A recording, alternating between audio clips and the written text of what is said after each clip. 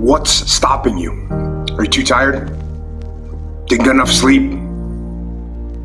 Don't have enough energy? Don't have enough time? Is that what's stopping you right now?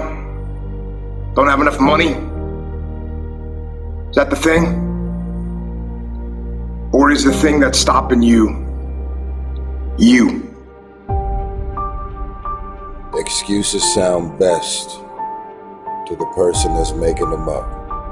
Stop feeling sorry for yourself. Get off the pity potty.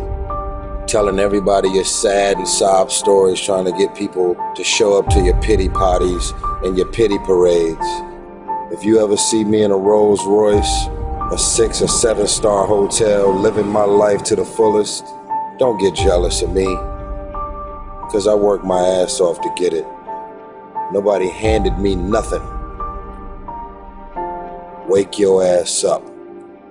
Awaken the beast inside. It's game on. It's go season.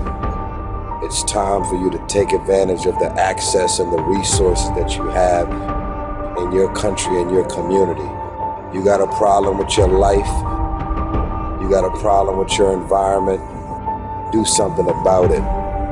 If you want it, go get it.